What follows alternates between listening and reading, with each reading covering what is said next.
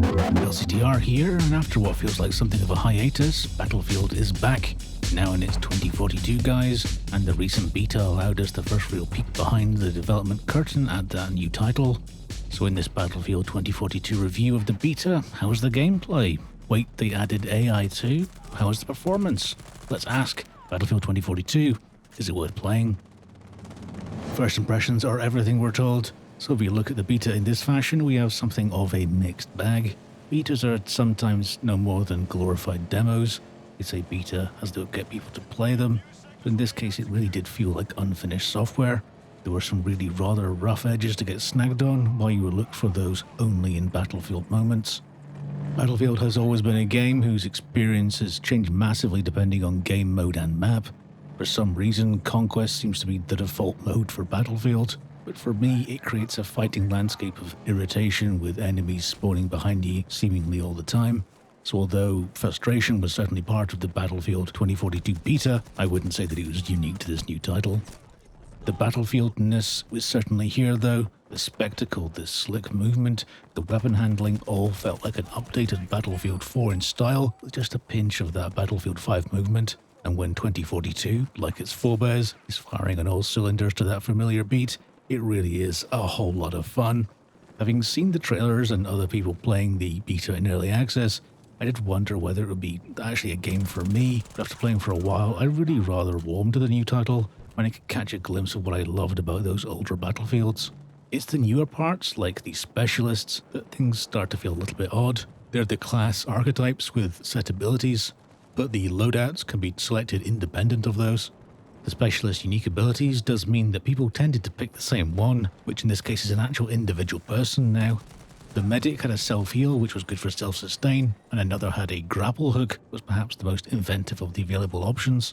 However, that Battlefield, part of a large spectacle, seemed to be at odds with the individual person design of the specialists. You could easily bump into three enemies who look identical, not just like normal infantry, but the exact same person replicated, each with the same zero emotion look on their faces. It just seemed odd. On the upside, the T-button cross menu to select the different weapon attachments worked really well. You can quickly swap choices around, though they seem to reset a bunch in the beta, though that really just did feel like a bug. The in-world UI did jar a little with the other HUD UI of the same visual design. The T menu was linked to and tracked the raised weapon in your vision, whereas the actual HUD didn't feel similarly located in the world. It does also ask the question of whether players should be allowed to make these decisions on the fly while in-game. It can feel handy for sure, but the consequence of choosing a long-range scope for reach suddenly disappears when you can change it for something else in a heartbeat. In a PvE title that seems okay, you're only ever serving the single experience of the player. In PvP though, with weapons that work both at long and short range, like LMGs, being matched against weapons that only have more limited function, like SMGs, you have to ask whether that multi-purpose LMG should be able to swap from a longer range projection to more close range red dot in a split second. I wonder if it'll create a sort of meta for players, where the most adaptable weapons become the default choice. Hopefully with the devs tuning the options, that won't happen.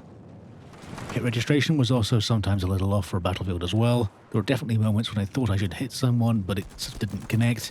But also in terms of feedback, there were also times when I didn't realize I was hitting someone and then suddenly they just died. The HUD feedback didn't feel as satisfying as Battlefield 5 to my eyes either.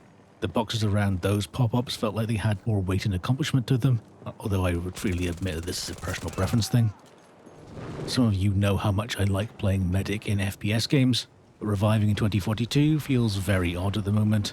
First of all, you're battling with an extremely short window before allies can tap out and respawn. Any character can pick up fallen teammates, but there's this odd, clumsy pause before you know you're actually reviving them. So if you're killed while that's happening, it can feel incredibly frustrating, but hold on to that feeling because there's more. The default button for reviving is E.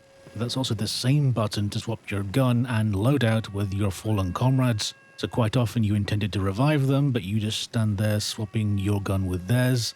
Once you realize that's what's happening, you have to go through that clumsy, ill-defined revive again, and oh, yep, you just got killed doing it. It's extremely frustrating. It happens with such regularity that I really hope that's changed for full release. Destruction is back again as well, and it must be considered as one of the core pillars for the classic Battlefield experience. Certainly when it was introduced there was nothing to compare to it, and even in 2021, precious few FPS games manage it like Battlefield has done. Yet, as we've seen in other games of the series, seemingly the more abstract and unique the map, the less destruction we'll see.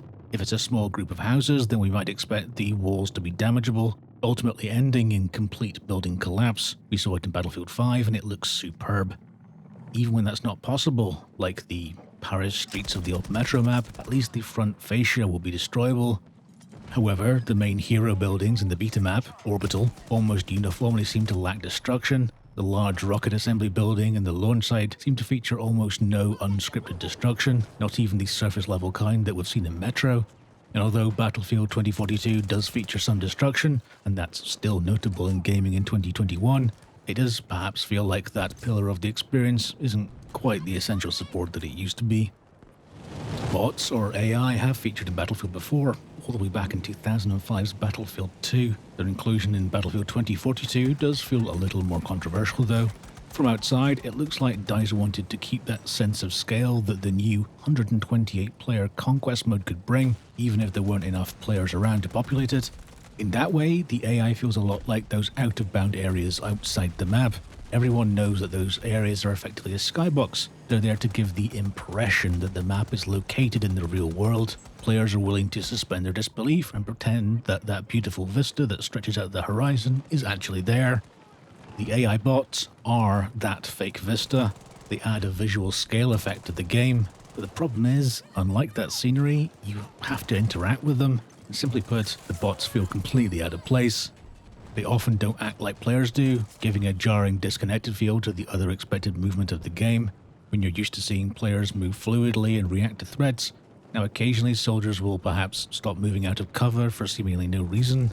Or there's the other side. Perhaps you turn quickly and find an enemy looking at you. You ADS, strafe for a little, perhaps crouch, while still trying to train your shots on that person who had the jump on you, and you made it, you won the battle, and oh, they were just an AI.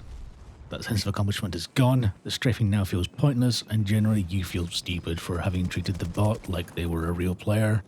AI might have been okay for visual scale, like the glorious vista surrounding is, but as soon as you interact with them, they undermine the rest of the traditional high-skill PvP gameplay. I think I read somewhere that they're only planned to be used in the 128-player Conquest servers, and I really hope that's the case. I'll be on the Rush mode servers, and fingers crossed there'll be no AI there. It's a Battlefield game, so you're probably expecting the graphics to look great, and thankfully 2042 looks as good as you would expect. If you were being harsh, then you might say that it doesn't feel like a huge leap forward from Battlefield 5, but honestly that says more about the high standard of the visual fidelity that this series has always had. The environment again is a triumph. The art team that puts it together really do create some of the most beautiful play spaces in gaming. Weapons and other first-person items do look detailed and believable, with only the likes of the animations perhaps feeling like a downgrade from Battlefield 5. The revive and, it seems, complete lack of vehicle entrance animations stick out by their quality and absence. Levolution is back, and no, it doesn't sound any less like an awful phrase, but the addition that brings to the gameplay is just as great as it always was. The rocket taking off, the changing in weather, all the way up to a full twister arcing its way across the battlefield. It really is something unique and impressive. The UI, however, didn't feel like it was in that great a spot though. The HUD was often very cluttered, and the blocky high-contrast lower right seemed to be both distracting or almost impossible to read with peripheral vision for essential information like health status. The tab screen is a whole lot of information in the same harsh, high-contrast visual style that the lower corners of the HUD have. It seems to be trying to avoid blocking the center of the screen. It instead pushes too much information into those two side panels, and honestly, it just feels like it needs a rework. The heat mechanic for mounted guns on vehicles seemed to be just very small lines in the crosshair that was difficult to see and were almost impossible to read with peripheral vision. However, it's the main menu UI where some of the oddest choices seem to have been made. Initially, the first thing you'll do is press the spacebar to confirm a dialog box, and as someone who's been pressing return since I was tall enough to press buttons on a keyboard, it feels like a rather unusual request. But as we go into the options screen, we find the toggle switches. Just look at the video options. The film grain. Is that on or off? I mean, it's on, right?